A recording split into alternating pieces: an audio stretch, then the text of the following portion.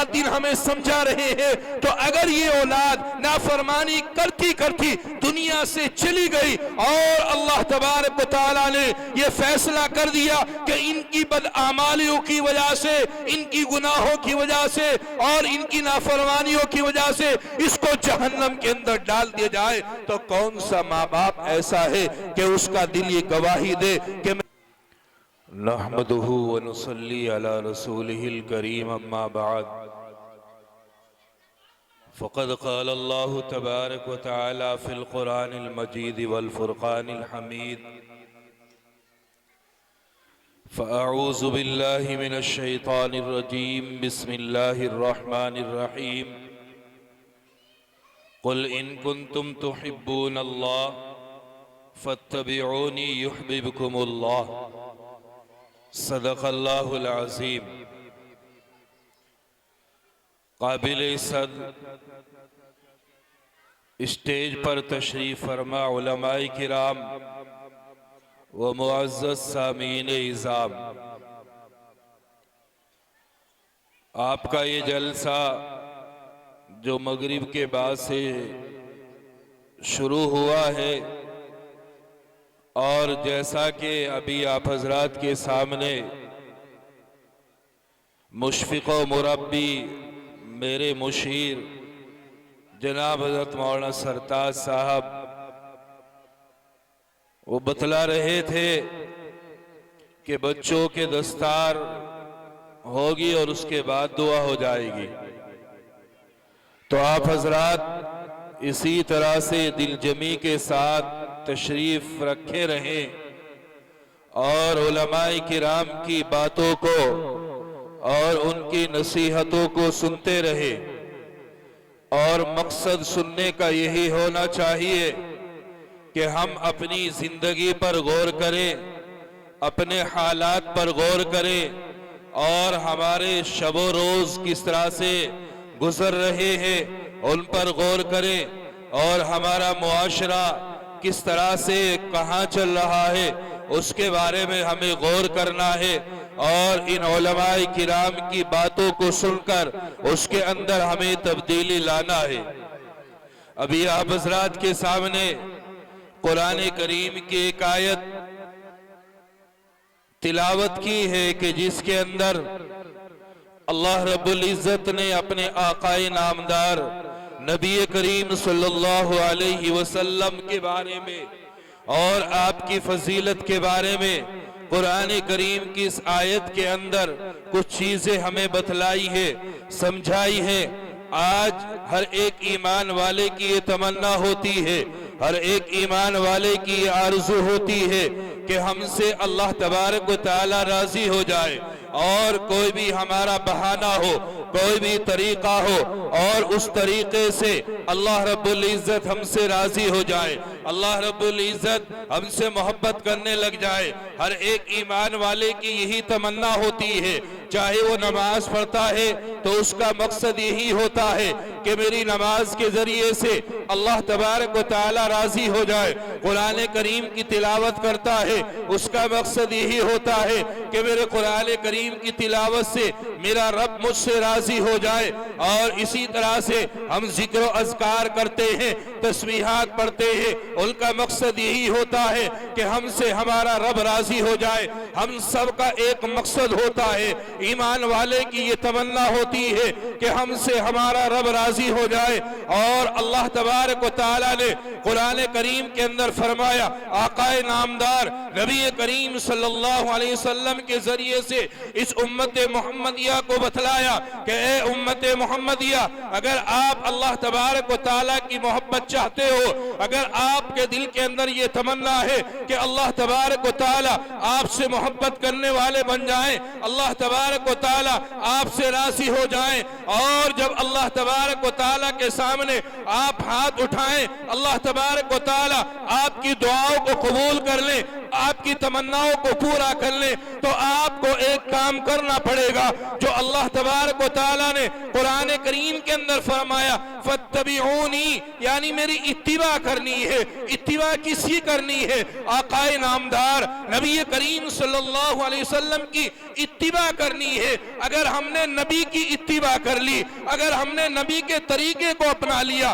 اگر ہم نے نبی کی سنت پر چل کر زندگی گزار لی، اگر ہم نے اپنے نبی کے طریقے کو اپنی زندگی کے اندر ڈھال لیا تو یقیناً اللہ تبارک و تعالی ہم سے راضی ہوں گے، یقیناً اللہ تبارک و تعالی ہم سے محبت کریں گے۔ لیکن میرے بھائیوں، ہم سب یہ کہتے ہیں کہ ہم اپنے نبی سے محبت کرتے ہیں، ہر ایک ایمان والا یہ کہتا ہے کہ ہم اپنے نبی سے محبت کرتے ہیں، لیکن جب اتباع کا نمبر آتا ہے کہ اپنے نبی سے اتباع کرنے والا کون ہے، تو اس وقت میں ہم اپنی بغلیں جھانکنے لگتے ہیں، ہم اپنے حالات کو دیکھتے ہیں، اپنے صبح شام کو دیکھتے ہیں، اپنی صبح شام کی زندگی کو دیکھتے ہیں، اپنے معاشرے کو دیکھتے ہیں، تو کہیں نبی کی اتباع نظر نہیں آتی ہے۔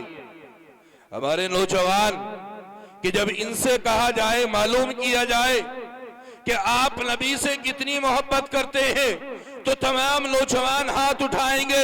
اور ایک کے بجائے دونوں ہاتھ اٹھا کر یہ کہیں گے کہ ہم اپنے نبی سے محبت کرتے ہیں اور اپنے نبی کی محبت میں اچھے اچھے اشعار کہتے ہیں، اپنے نبی کی محبت میں اچھے اچھے اشعار اپنے موبائل کے اسٹیٹس پر لگاتے ہیں، فیس بک پر لگاتے ہیں، واٹس ایپ پر لگاتے ہیں۔ لیکن میرے بھائیوں، جب نبی کی اتباع کا نام آتا ہے اور نبی کی اتباع کے بارے میں پوچھا جاتا ہے تو اسی موبائل سے کہ جس کے اسٹیٹس پر ہم نے نبی کی محبت کے اشعار لگائے ہیں، ہم نے اپنے نبی کی محبت کا جذبہ ظاہر کیا ہے، ہم نے اپنے محبت نبی کے بارے میں بتلایا ہے کہ ہم اپنے نبی سے محبت کرتے ہیں، اسی موبائل سے رات کو آن لائن سٹا کھیلا جا رہا ہے، رات کو آن لائن فلمیں دیکھی جا رہی ہیں، اسی موبائل سے نبی کی نافرمانی کی جا رہی ہے، اسی موبائل سے ہم ایسے کام کر رہے ہیں کہ جن کی وجہ سے آقا نامدار نبی کریم صلی اللہ علیہ وسلم کو تکالیف اور پریشانیاں ہو رہی ہیں۔ اگر ہم یہ کہیں پینٹر کو بلا کر اور اپنے گھر کی دیوار پر لکھوا دیں کہ نماز فرض ہے، نماز فرض ہے، اور پوری دیوار پر یہ لکھوا دیں کہ 5 وقت کی نماز فرض ہے، اور ہم مسجد کے اندر نماز پڑھنے کے لیے نہیں آئے، جب مؤذن آواز دے کہ حی علی الصلاۃ، آؤ نماز کی طرف، حی علی الفلاح، آؤ کامیابی کی طرف، اور اس وقت میں ہم اپنے کاروبار میں لگے رہے، اپنے گھروں کے اندر لگے رہے، تو مسلمانوں بتلاؤ کیا اپنے گھر کے اندر اپنی دیوار پر یہ لکھوانے سے کہ نماز فرض ہے، نماز کی فرضیت ختم ہو جائے گی، یا نماز جو اللہ رب العزت نے ہمارے اوپر فرض کی ہے وہ مکمل ہو جائے گی؟ نہیں ہوگی۔ اگر پورے گھر کے اندر لکھوا لیا جائے اور نماز نہ پڑھی جائے تو یہ نماز کا حق ادا نہیں ہوتا ہے، نماز کا حق ادا ہوگا نماز پڑھنے سے۔ اسی طرح سے اگر ہم یہ کہیں کہ ہم اللہ کے نبی علیہ السلام سے محبت کرتے ہیں، اور جب اتباع کا نام آئے کہ نبی کی اتباع کس طرح سے کی جاتی ہے، تو معلوم ہوتا ہے کہ ہمارے نوجوان آقا نامدار نبی کریم صلی اللہ علیہ وسلم کی اتباع تو بہت دور کی بات ہے، غیروں کے طریقے کو اپناتے اپناتے دنیا سے چلے جاتے ہیں۔ اور افسوس ہی ہوتا ہے کہ جب نوجوانوں کے درمیان میں ان کے حالات کو دیکھا جائے، ان کے درمیان میں بیٹھا جائے اور ان کی اندرونی حالات کو دیکھا جائے، تو یقیناً ان امت کے نوجوان اللہ کے نبی علیہ السلام اور اللہ تبارک و تعالیٰ کے ایسے نافرمان ہیں کہ آپ اور ہم سوچ بھی نہیں سکتے ہیں۔ ایک صاحب نے بتلایا کہ ہماری بستی کے اندر ایک راج مستری ہے اور اس نے نشے کا کام شروع کر دیا، یعنی نشہ شروع کر دیا ہے، شراب پینی شروع کی۔ میں نے اس سے معلوم کیا کہ میں نے تیرے بارے میں یہ سنا ہے کہ تو نے شراب پینی شروع کی ہے۔ تو پہلے تو اس نے ادھر ادھر کی بات کہی، پھر اس کے بعد اس نے کہا کہ ہاں میں نے پینی شروع کی ہے اور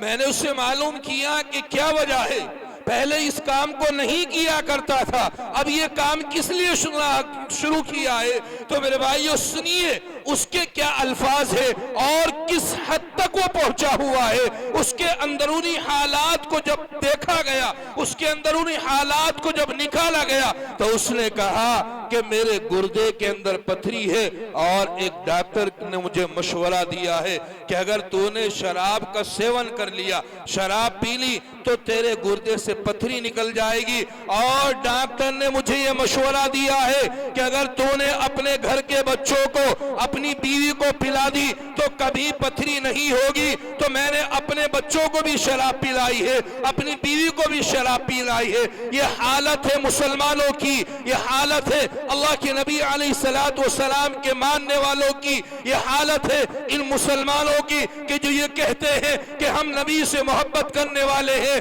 لیکن یہی مسلمان, یہی نوجوان اس کام کو کر رہے ہیں کہ جس کام کو اللہ کے نبی علیہ السلام نے حرام قرار دیا ہے کہ اس کے قریب بھی نہ جانا اور اس کو چھوڑا بھی نہیں ہے اور اس کے پاس بھی نہیں جانا ہے. آج ہمارے یہی نوجوان اسی کام کو کر رہے ہیں.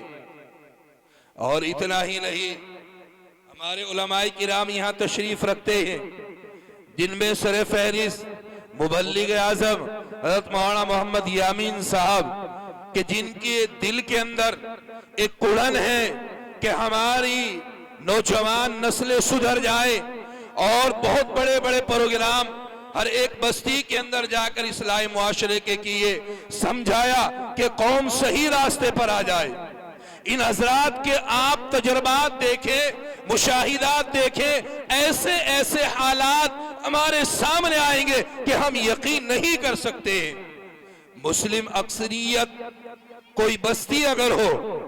اور اس بستی کا آپ یہ جائزہ لیں کہ ہماری بستی کے اندر جو پرچون کی دکان ہے, اس پرچون کی دکان پر ہمارے نوجوانوں کو کس طرح سے نشے کی چیزیں پڑیوں کے اندر بند کر دی جا رہی ہے, اور پورے گاؤں کے ذمہ دار, پورے گاؤں کے چودھری اور پورے گاؤں کے اور خاندان کے ذمہ دار آنکھ بند کر بیٹھے ہوئے ہیں, ہاتھ پر ہاتھ رکھے ہوئے بیٹھے ہوئے ہیں, کوئی ان کو روکنے کے لیے تیار نہیں ہے. ہمارے یہ نوجوان کس راستے پر جا رہے ہیں؟ کیا یہ نبی کی اتباع کر رہے ہیں؟ میں ان ماں باپ سے پوچھنا چاہتا ہوں کہ جو ماں باپ آج اپنے بچوں کی آرائش کے لیے, اپنے بچوں کے آرام کے لیے بہترین مکان بناتے ہیں, گاڑیاں خریدتے ہیں, اچھے اچھے ان کو کپڑے لا کر دیتے ہیں, اگر یہ پتہ چل جائے کہ یہی نوجوان آپ کی یہی اولاد کہ جن کے اگر درد ہو جائے تو پوری رات آپ بیٹھ کر گزار دیتے ہیں, جب تک آپ کے بچے کو تکلیف ہوتی ہے اس وقت تک آپ کو نیند نہیں آتی ہے, آپ کی آنکھوں سے نیند غائب رہتی ہے کہ میرا بچہ پریشان ہے, مجھے کیسے نیند آ جائے. ان بچوں کے لیے آپ محنتیں کر رہے ہیں, پوری رات مزدوری کرتے ہیں, پورا دن اسی طرح سے دھوپ کے اندر مزدوری کرتے ہیں, مقصد صرف یہ ہوتا ہے کہ میرے بچوں کو کسی طرح کی کوئی تکلیف نہ جائے, کسی طرح کی کوئی پریشانی نہ جائے. لیکن قرآن کریم بتلا رہا ہے, ہمارے علماء کرام آپ حضرات کو بار بار بتلا رہے ہیں. اللہ تبارک و تعالی نے قرآن کریم کے اندر فرمایا, یا ایھا الذین آمنوا قوا انفسکم واہلیکم نارا, اے ایمان والو تم اپنے آپ کو اور اپنے اہل و عیال کو جہنم کی آگ سے بچاؤ. کہ ہمیں بھی بچنا ہے, اپنے اہل و عیال کو بھی بچنا ہے. اگر یہ ہماری اولاد نبی کے اتباع کو چھوڑ کر, نبی کے طریقے کو چھوڑ کر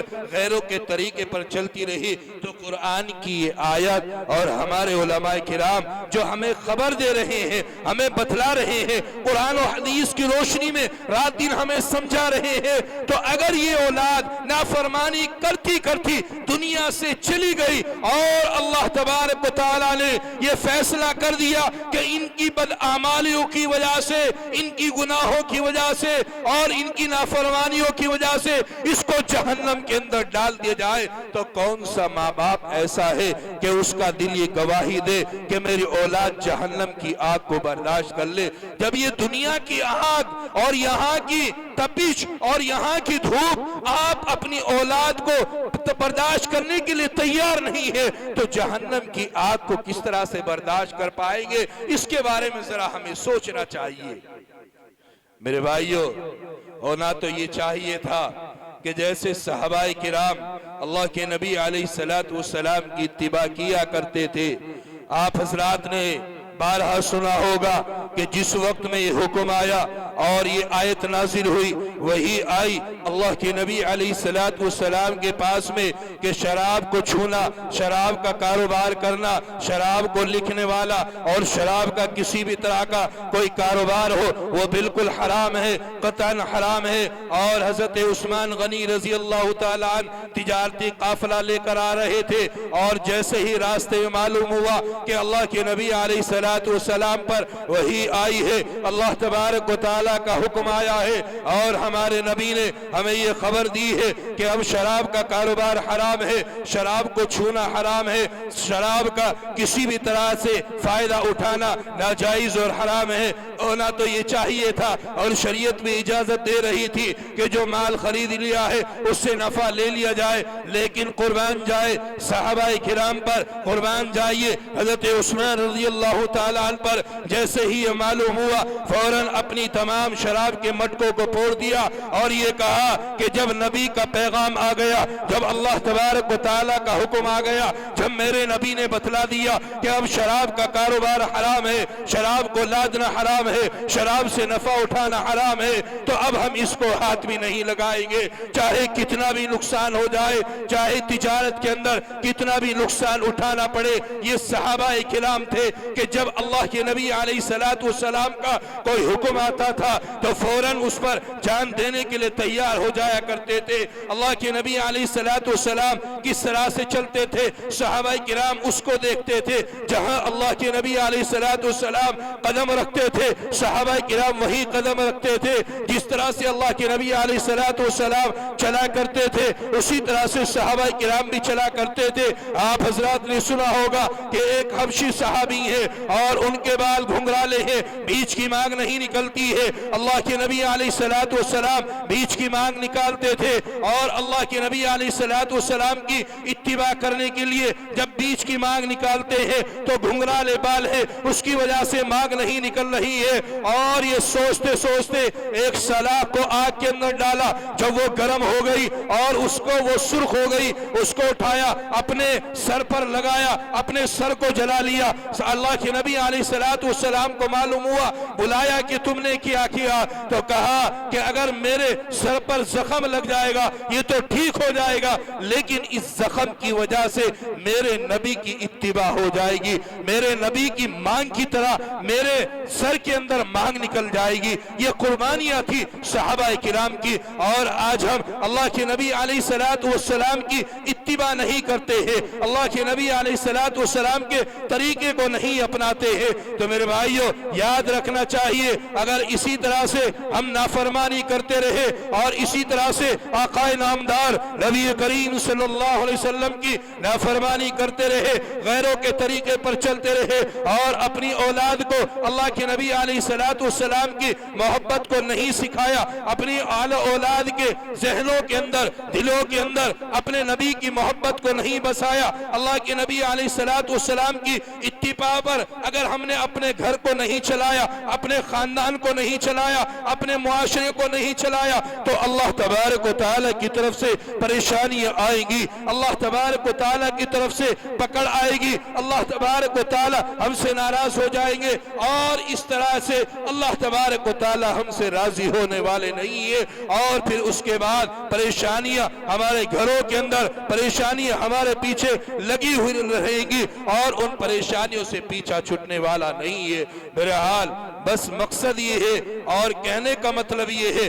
کہ ہمیں اللہ کے نبی علیہ السلام کی اتباع کرنی چاہیے، اور جیسا کہ خود اللہ تبارک و تعالیٰ نے قرآن کریم کے اندر فرمایا ہے کہ اگر مجھے راضی کرنا چاہتے ہو، میری محبت چاہتے ہو تو میرے نبی کی اتباع کرو، جب میرے نبی کی اتباع کرنے لگ جاؤ گے تو میری محبت تمہیں مل جائے گی۔ تو میرے بھائیو، آج ہم اللہ کے نبی علیہ السلام سے محبت کا اظہار تو کرتے ہیں، لیکن جب اللہ کے نبی علیہ السلام کی اتباع کا معاملہ آتا ہے تو بڑے بڑے نمازی پیچھے رہ جاتے ہیں اور یہ کہتے ہیں کہ کیا کرے صاحب، ماحول ایسے چل رہا ہے۔ تو میرے بھائیو، ہمیں اپنے نبی کی اتباع کرنی ہے اور اپنے نبی سے ہمیں محبت کرنی ہے تاکہ ہم سے ہمارا رب راضی ہو جائے اور ہمیں ہمارے رب کی محبت حاصل ہو جائے۔ اللہ تبارک و تعالی ہمیں ان باتوں پر عمل کرنے کی توفیق عطا فرمائے۔ وآخر دعوانا الحمدللہ رب العالمین۔